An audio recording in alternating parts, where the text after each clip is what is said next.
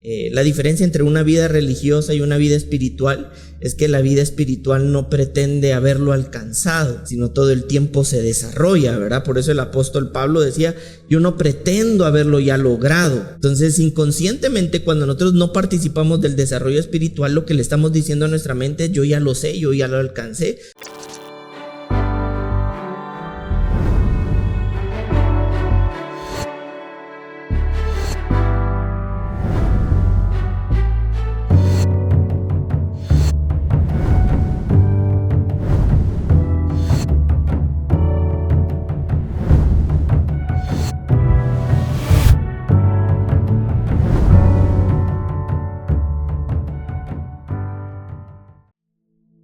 Yo creo que todos nosotros estamos en un proyecto de vida, que todo el tiempo estamos creciendo, que todo el tiempo nos estamos desarrollando, pero esto debe entenderse como un avance, algo que sigue sucediendo. Es decir, yo no puedo creer que estoy en un proyecto de vida, pero si no avanzo, en realidad no lo estoy, aunque esto sea un proyecto de parte de Dios. ¿Sí me explico? Es decir, yo estoy en un proyecto de vida de Dios, pero en realidad no me estoy desarrollando en ese proyecto. Entonces, es importante que nosotros no tampoco nos engañemos, ¿verdad?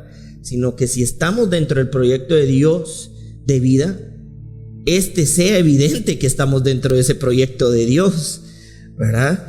Porque de lo contrario, nosotros estamos creyendo algo que no estamos viviendo, y la idea de la vida, del diseño de Dios es precisamente eso, que lo podamos vivir, y entonces ese proyecto debía ser una expresión de vida y de propósito, ¿verdad? Hace unas semanas, ya entrando un poquito más sobre lo que va a ser la enseñanza, estuve enseñando sobre un compromiso sincero, ¿verdad? Pero tuvimos después el Día de la Madre, entonces ya no pude continuar, porque la semana pasada o anterior a esta estuve enseñando sobre la familia.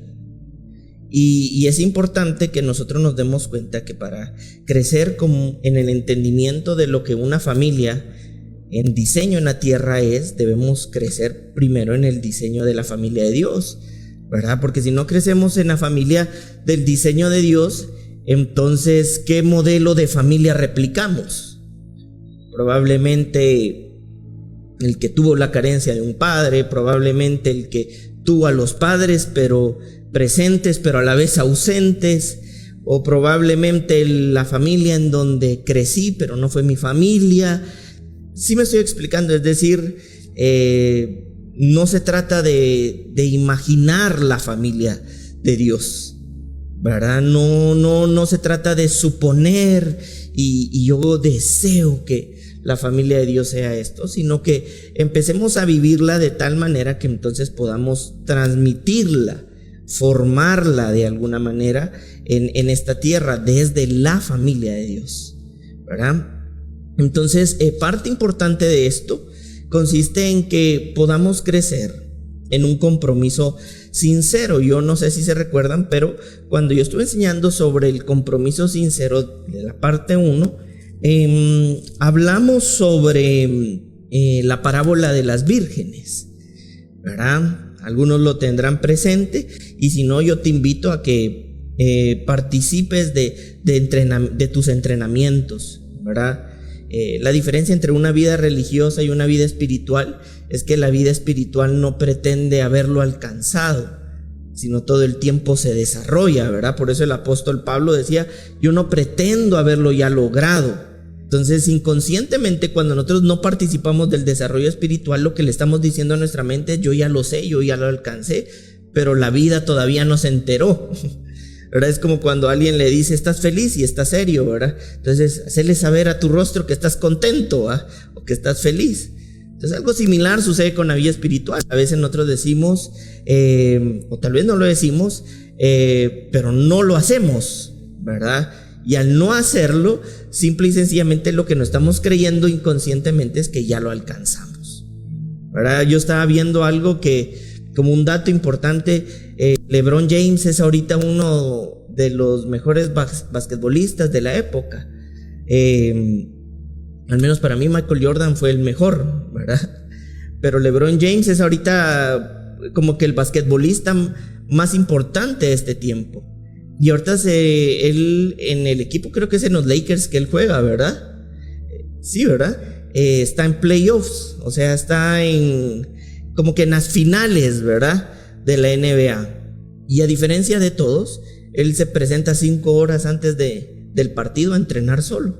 Es decir, no es una casualidad que hoy sea él, ¿verdad? El mejor basquetbolista de este tiempo. Es el resultado de un compromiso sincero, real con lo que él hace. Hay quienes pueden tener el talento para algo, porque el talento Dios lo da. Todos aquí tenemos un diferente talento, un diferente don, ¿verdad? Pero si esto no se desarrolla en compromiso sincero a Dios, eso va a quedar en ese talento que se entierra, ¿verdad? Como la parábola de los talentos, ¿verdad? ¿Y qué hiciste con el talento que Dios te dio? ¿Verdad? Y está enterrado. Y entonces cuando pasa eso, todavía proyectamos nuestro enojo a Dios y le decimos: es tu culpa, ¿verdad? Señor, tú eres malo, ¿verdad? Y Dios le dice: o sea, el malo eres tú. Algo que a mí me llama mucho la atención es que el Señor no le dice malo ni siquiera al pecador que desconoce de Dios, ¿verdad? No del que conoce y se va a pecar, sino del que no le conoce, sino le llama malo al que, sabiendo que tiene de lo que Dios le ha dado, no lo pone en un compromiso para con Dios, ¿verdad? Porque no le dijo malo al pecador, le dijo malo al que sabía que tenía el talento y lo enterró. Entonces, con esto quisiera yo iniciar y recordarles más o menos de lo que las parábolas que hablamos de las vírgenes, que hablamos también de los 2 cimientos y que hablamos de la parábola del sembrador. E iniciamos con este versículo para retomar y traerlo a memoria lo que dice Romanos 12, versículo 11. Y dice de la siguiente manera: en lo que requiere diligencia, no perezosos, fervientes en espíritu, sirviendo al Señor. Este es el apóstol Pablo dándole instrucción a la iglesia, ¿verdad? Y les está diciendo que en aquello que requiere diligencia, es decir, compromiso, en aquello que requiere compromiso, disciplina, intención, disposición o disponibilidad, no seamos perezosos, sino por el contrario, dice él, seamos fervientes en espíritu. No sé si recuerdan, y creo que lo tenemos ahí, la palabra ferviente viene del griego seo, y vamos a leer qué significa. Y ferviente del griego seo significa estar lleno de pasión ardiente, hervir de deseo e interés, deseo contaminante y sincero. Es decir, el apóstol Pablo le estaba diciendo a la iglesia que en lo que requería compromiso, en lo que requería intención, en lo que requería entrega, en lo que requería disposición y en lo que requería disponibilidad, no fueran una iglesia perezosa, sino por el contrario, pudiera estar llena de esa pasión ardiente, que estuviera hirviendo del deseo o el interés, de un deseo contaminante o de un compromiso sincero, ¿verdad? Y les dice que esto sea en el espíritu, es decir, en lo que requiere entrega, compromiso espiritual, seamos fervientes, ardientes, llenos de pasión, de interés, deseosos, con un deseo contaminante y que fuera sincero, ¿verdad? Yo no sé si se recuerdan que el apóstol Pablo le dice a Timoteo: tu fe, tu amor es sin fingimiento, como lo fue en tu abuela o tu madre, ¿verdad? Porque estaba hablando de un deseo, una expresión de Timoteo sincera, ¿verdad? Es decir, Timoteo era tal vez de Timoteo de alguna manera lo entendemos más como el discípulo de Pablo, pero podemos ver una serie de características de Timoteo que hacía que la obra de Dios por medio de su vida fuera verdaderamente útil, productiva para el reino de Dios. Y era por eso, porque era alguien genuino, sincero, comprometido, entregado, ¿verdad? Lleno de un deseo ardiente, ¿verdad? Es decir, no era alguien perezoso, sirviendo, dice al Señor. Y aquí entra una parte importante.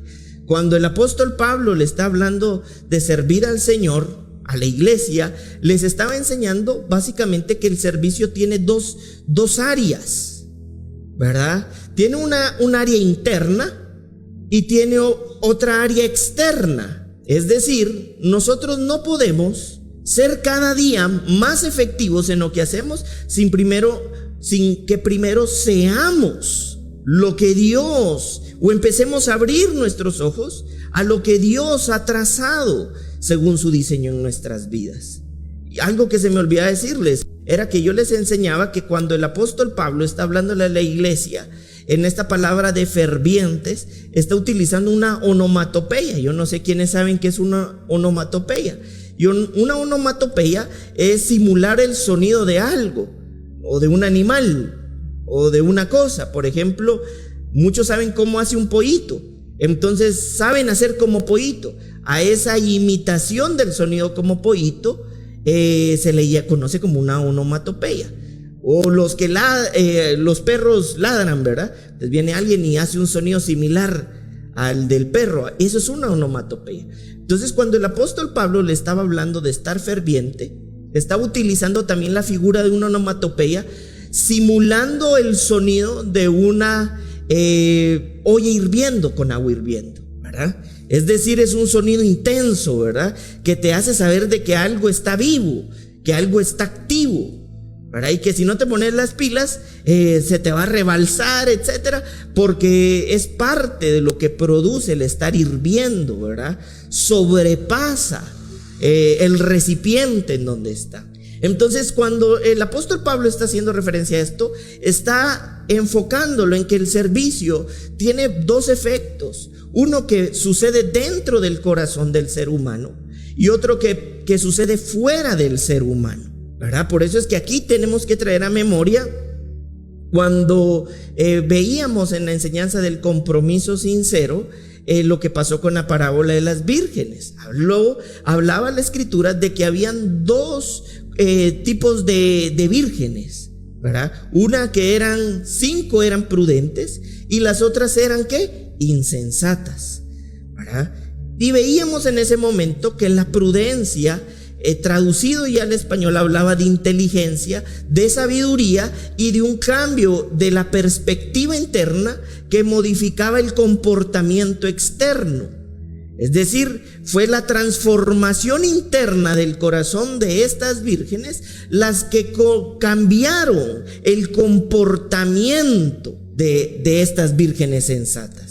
Por eso también en esa parte de la escritura habla de que ellas se prepararon. Es decir, hubo preparación, y como hubo preparación en su vida, un crecimiento de las características espirituales de Dios se multiplicó en el corazón y en los pensamientos de ella.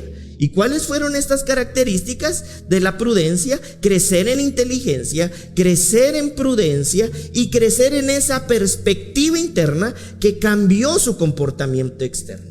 Tal fue el cambio de su comportamiento que ellas estaban preparadas, ¿verdad? Pero por otro lado estaban las insensatas. Las insensatas, incluso cuando llegó el momento de recibir al esposo, recibir del Señor, llamémoslo de esta forma, llegaron con las prudentes y les dicen: denos de su aceite. El aceite es figura de la unción. Es decir, había sobre esa parte de la iglesia una unción que hacía evidente la inteligencia, la sabiduría de esta parte de la iglesia.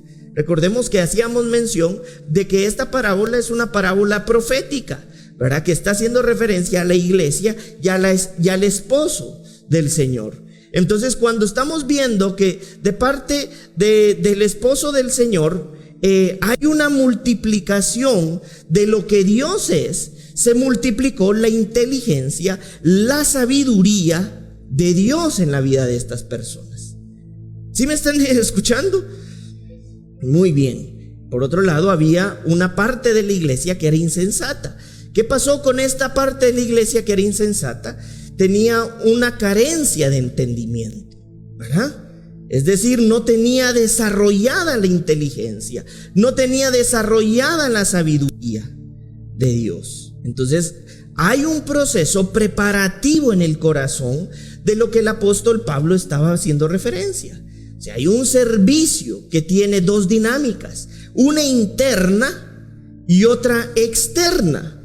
La interna es preparar el corazón para lo que Dios de alguna manera ha trazado. Entendiendo esto que estábamos viendo de Romanos 12:2, sobre lo que el apóstol Pablo le estaba enseñando a la iglesia, sobre este deseo ardiente y sobre esta diligencia en la preparación de su servicio interno, que inevitable iba a modificar su comportamiento externo, ¿verdad? Por eso esa parte de la iglesia, como en la parábola de las vírgenes, estaba preparada, ¿verdad?, para recibir del Señor, de la palabra, de la vida, del espíritu, del entendimiento, de la inteligencia. Entonces, ¿qué se multiplicó en esa iglesia? Inteligencia, sabiduría y una transformación en el corazón.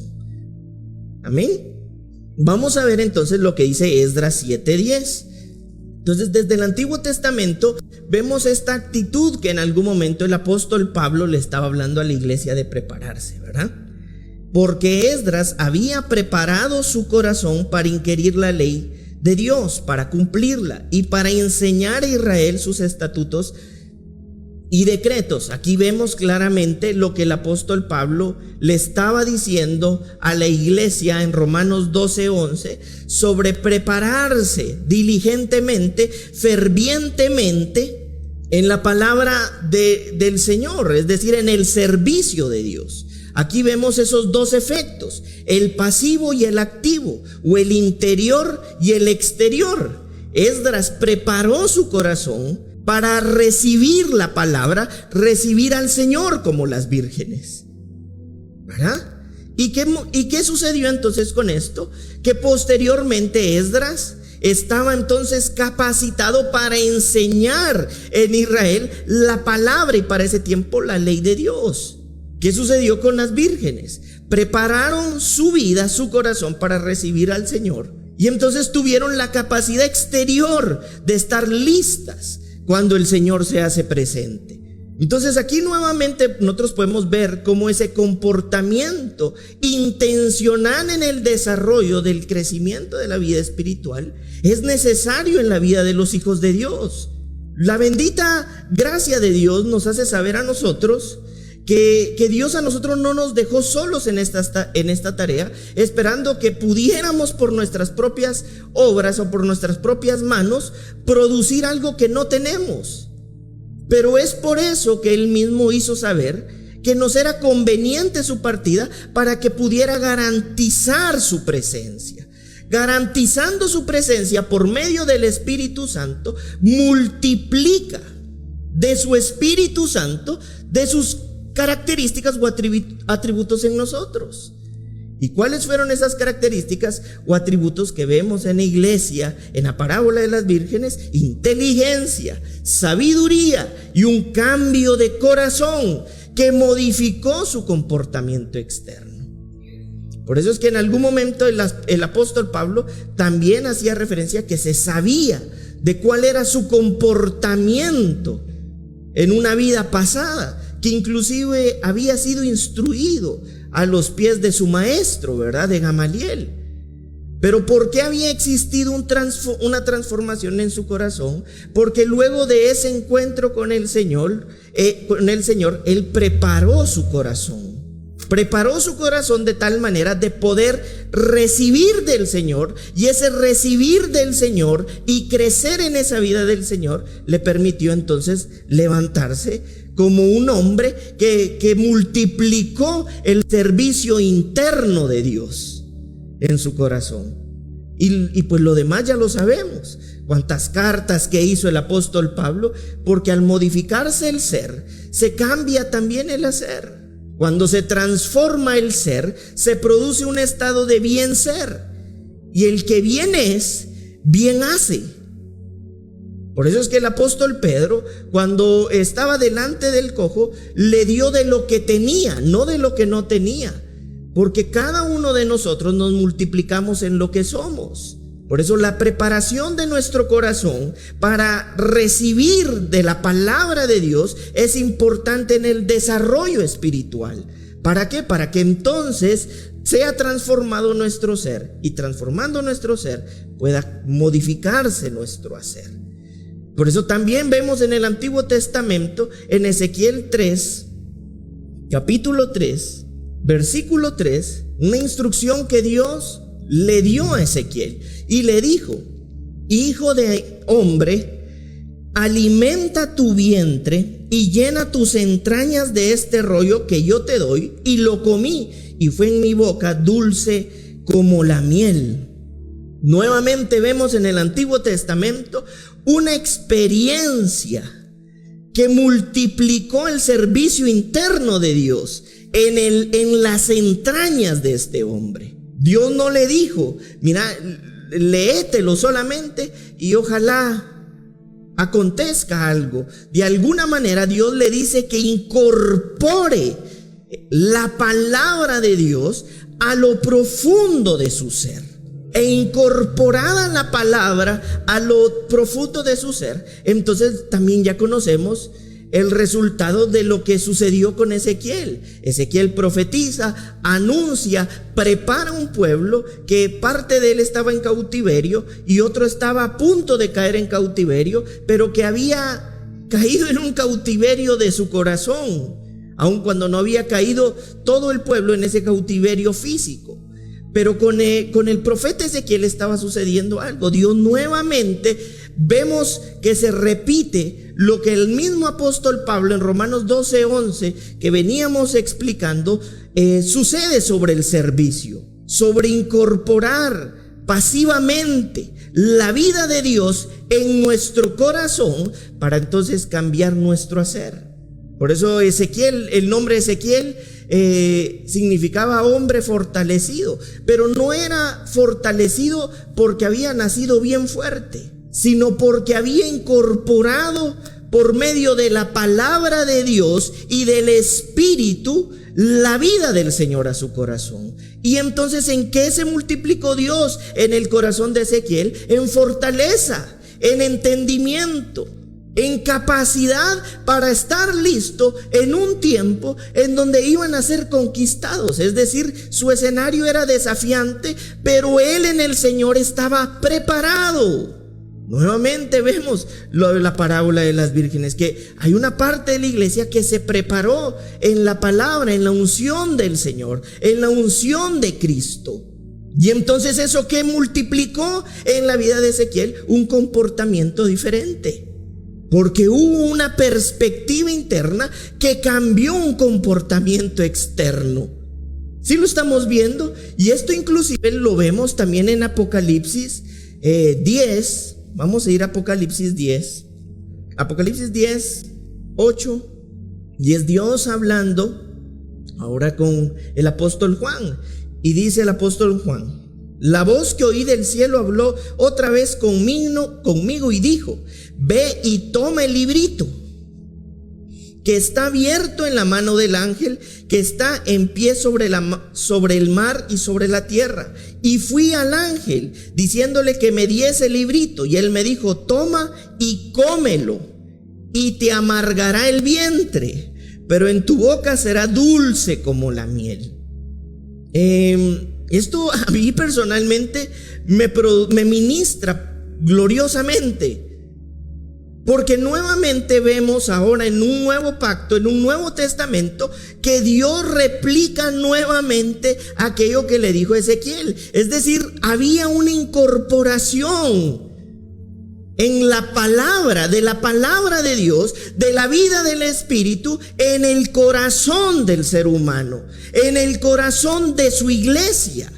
Es decir, Dios diseñó a su iglesia para que pueda tener un compromiso sincero, un compromiso ferviente, diligente, como dijo el apóstol Pablo. En lo que requiere diligencia, fervientes. Ferviente del griego seo, que significa estar lleno de pasión ardiente, hervir de deseo e interés, o de un deseo contaminante, o de un compromiso sincero. Es decir, Dios a nosotros, por medio de su Espíritu Santo, nos permite tener un compromiso sincero con Él, con el crecimiento de la vida del Espíritu, con el crecimiento de la vida en el Señor, en Cristo, en su palabra. Y por eso vemos en Esdras, vemos en Ezequiel y ahora vemos con el apóstol Juan que Dios, como parte de su diseño, incorpora su palabra al corazón del ser humano o al corazón de la iglesia para que ésta pueda ser preparada, capacitada. Por algo la Escritura dice que nosotros que estamos establecidos en este tiempo somos ministros competentes, porque como hijos de Dios estamos capacitados. Es decir, hay una condición que nos hace idóneos, que no proviene de nosotros, sino que proviene de Dios.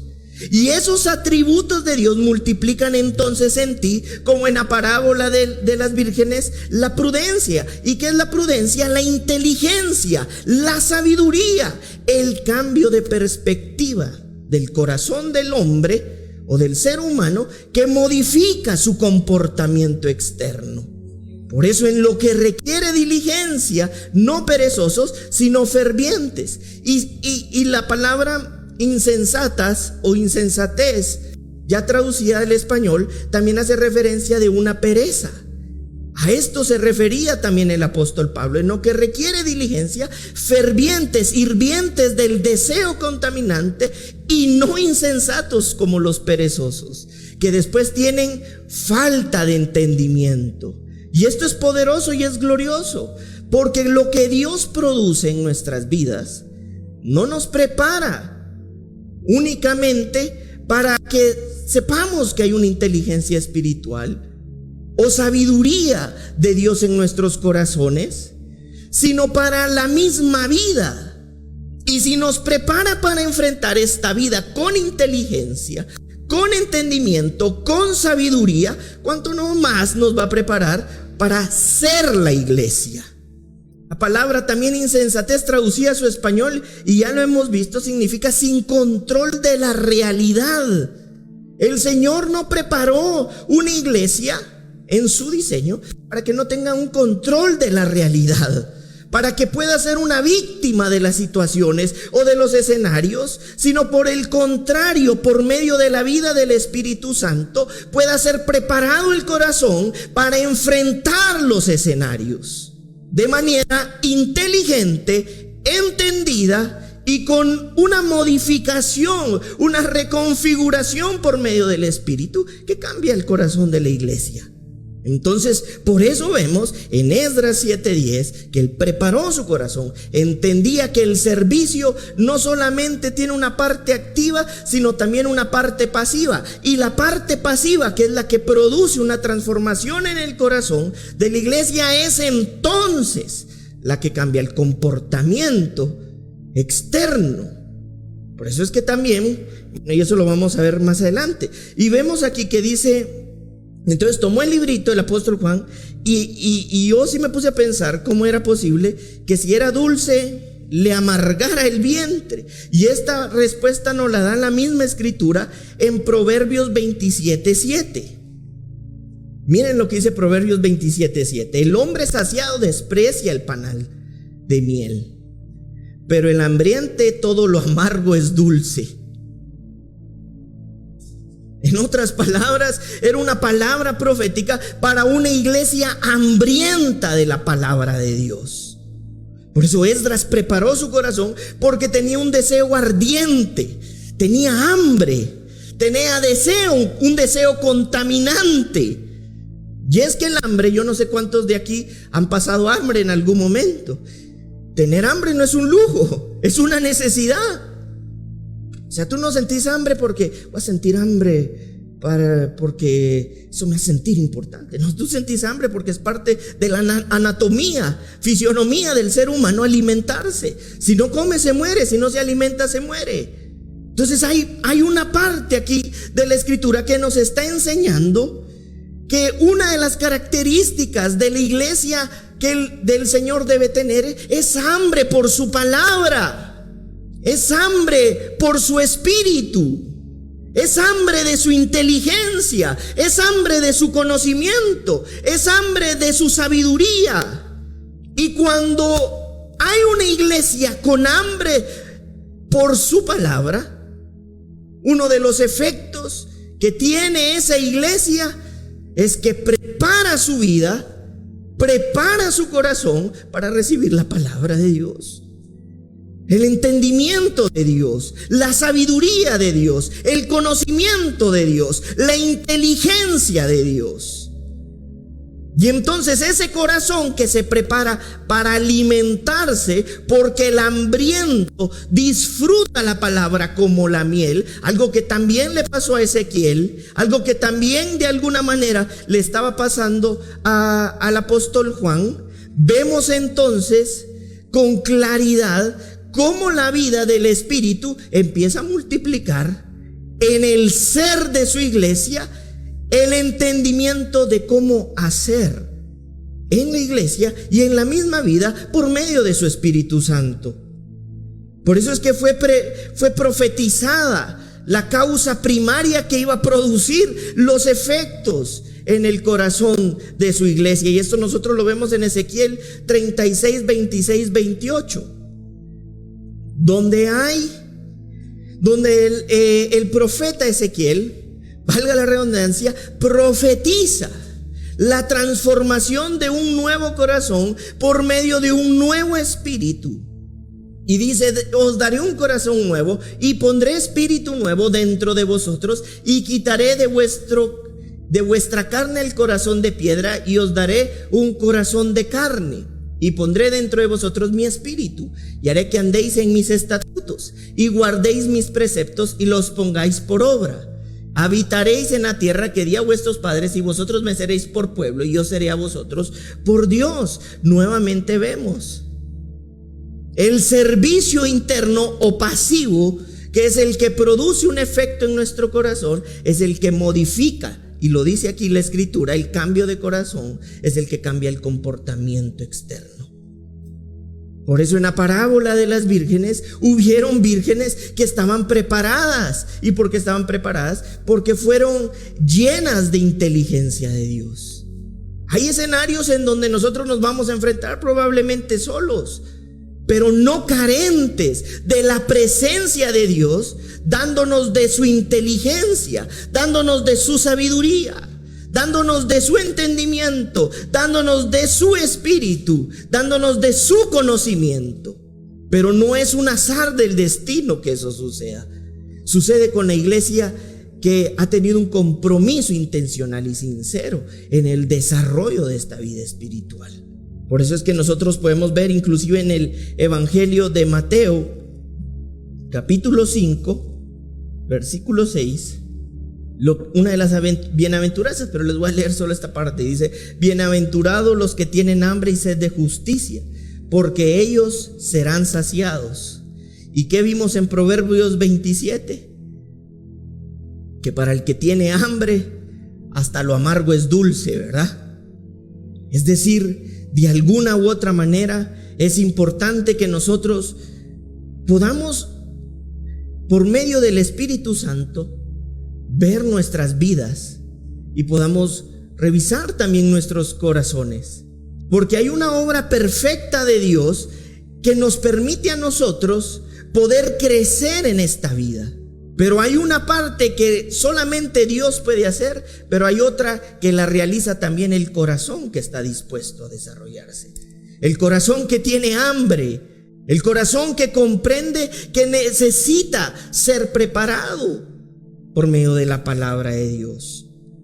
Y por eso dice aquí: los que tienen hambre y sed de justicia, porque ellos serán saciados. Sed de justicia. La justicia para los hebreos y para los griegos de ese tiempo era entendida un poco más sencilla que para nosotros. Y cuando la escritura nos está diciendo esto, ellos entendían que se estaba hablando de justificación, que se estaba hablando de restauración y que se estaba hablando de una exoneración. Es decir, bienaventurados los que tienen sed de ser justificados, de ser restaurados, y que tienen sed de ser exonerados, y que esta es su hambre y esta es su sed, y esto solamente podía ser provisto por aquel que traía la palabra y encarnaba la vida de justicia, que solamente podía ser multiplicada en el hambriento, en el que sabía que requería una intervención de Dios.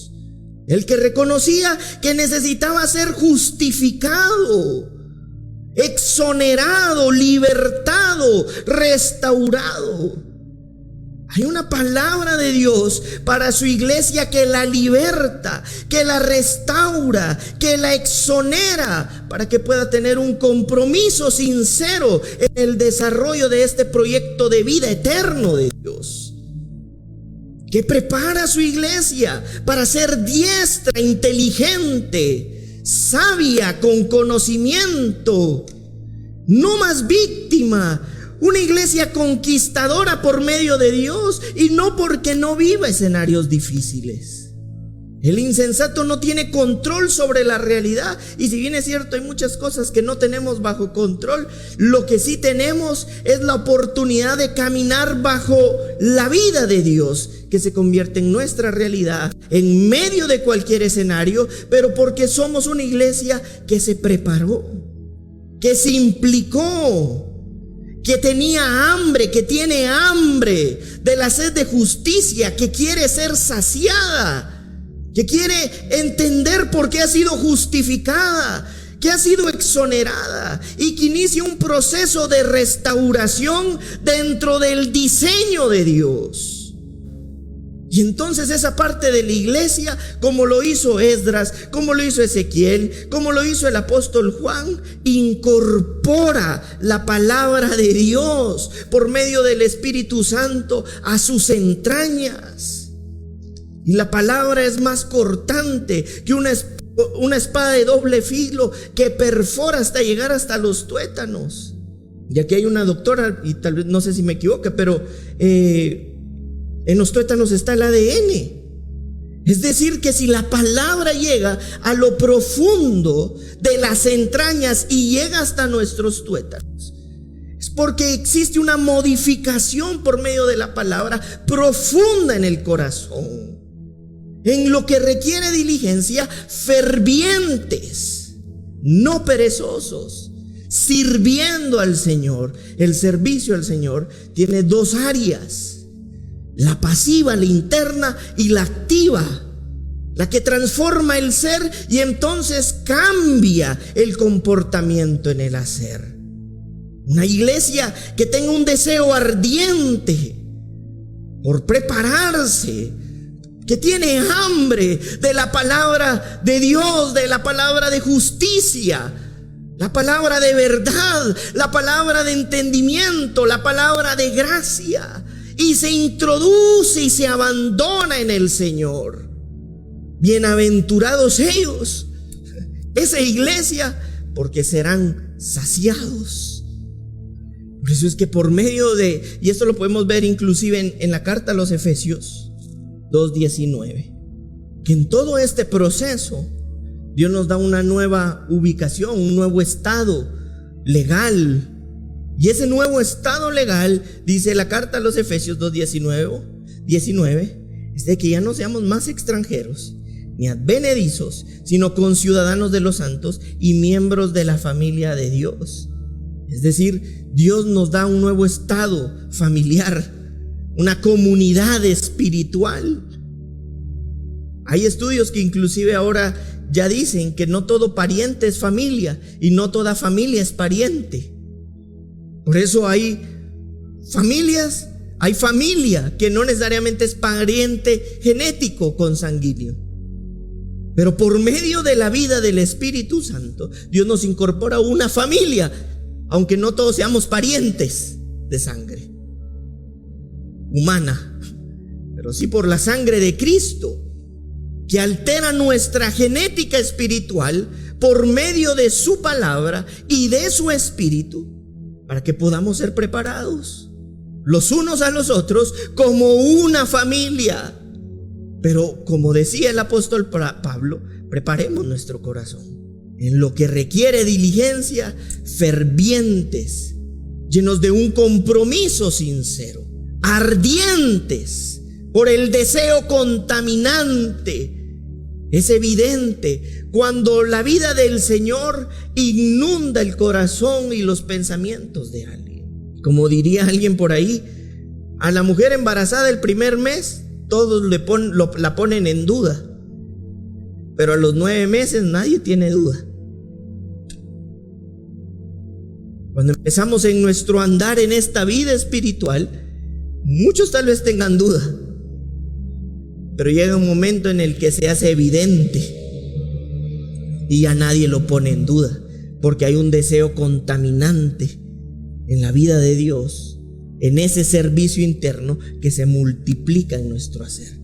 Esdras no solo preparó su corazón para quedarse con todo, se preparó porque sabía que tenía una misión. Ezequiel no solamente comió la palabra, el rollo, para decir, y estuvo rico, ¿verdad? Me gustó, estaba delis, ¿verdad? Sino porque sabía que incorporado a su vida iba a estar preparado para la misión que Dios le había dado. Y el apóstol Juan, hablándole a la iglesia tomando de este libro como una iglesia hambrienta, no era sola para que quedara saciada únicamente, como la bienaventuranza dice, sino para que esté altamente calificada y capacitada en inteligencia, en conocimiento, en sabiduría, para ser la iglesia y entonces para hacer la iglesia. No se trata solamente de ser, se trata también de que ese ser se multiplique en nuestro hacer. Vamos a ver lo que dice la carta a los Corintios, 1 Corintios 3, versículo 12. Y dice: y si sobre este fundamento alguno edificare oro o plata, piedras preciosas, madera, heno o hojarasca, la obra de cada uno será manifiesta, porque el día la declarará, pues por el fuego será revelada, y la obra de cada uno, cual sea, el fuego la probará. Y si permaneciere la obra de alguno que sobreedificó, recibirá recompensa. Si la obra de alguno se quemare, él sufrirá pérdida, si bien él mismo será salvo, aunque así como por fuego. ¿No sabéis que sois templo de Dios y que del Espíritu de Dios mora en vosotros? Lo vamos a dejar ahí. No sé si se recuerdan cuando la Escritura habla de los 2 cimientos. Dice: si alguien escuchare mi voz y las hiciere. Ese escuchare viene del griego akó, que significa de alguna manera capturar la frecuencia de Dios y ponerla por práctica.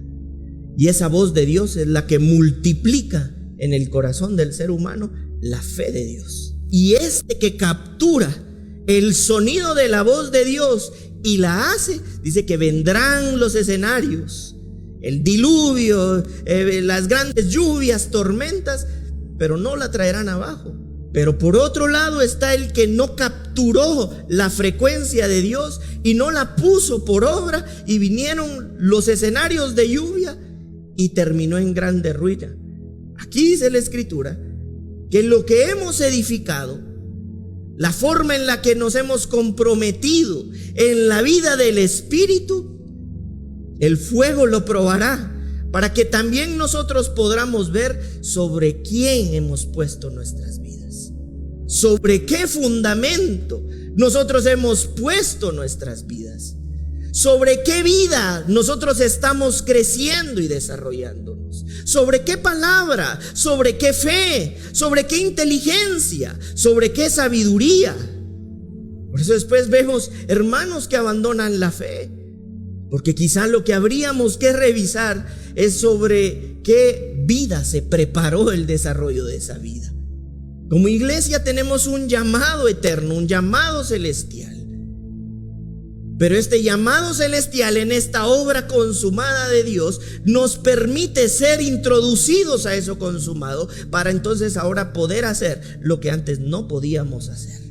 Y por eso dice 1 de Pedro 5:10, ya que aquel Pedro, siendo un apóstol, el apóstol de los judíos, porque el mismo apóstol Pablo hace referencia a que él era el apóstol de los gentiles, pero este Pedro, el apóstol Pedro, era el apóstol de los judíos, dice: mas el Dios de toda gracia, que nos llamó a su gloria eterna en Jesucristo, después que hayáis padecido un poco de tiempo, él mismo os perfeccione, afirme, fortalezca y establezca. Cuando nosotros hemos preparado nuestros corazones en el servicio interno, que inevitablemente se multiplica en el servicio externo, sucede que a esta parte de la iglesia, en medio de los escenarios desafiantes, porque han puesto su fe y su corazón en el fundamento correcto, que es Cristo Jesús, vendrán los escenarios adversos, pero no terminará en grande ruina la vida de esta iglesia, sino por el contrario será afirmada, perfeccionada, fortalecida y establecida en Cristo Jesús. Pero por eso hay una misión importante para la iglesia, y es tener hambre y sed de justicia, hambre y sed por la palabra de Dios, hambre y sed por el conocimiento eterno de Dios, y una disposición y un compromiso contaminante y ferviente en el desarrollo de la vida del Espíritu. Porque parte importante de nuestras vidas es que ahora el Espíritu Santo fue derramado y mora en nuestros corazones, para que entonces pueda multiplicarse la obra de Dios en el corazón de su iglesia. Los atributos de Dios, la fuerza de Dios, el poder de Dios, el entendimiento de Dios, la gloria de Dios, la gracia de Dios, la justicia de Dios. Pero entonces la pregunta, y con esto cierro, podría ser: ¿qué tenemos que hacer entonces? ¿Qué es lo que como iglesia tenemos que hacer? Prepararnos en un compromiso sincero para ingerir la palabra de Dios. Amén.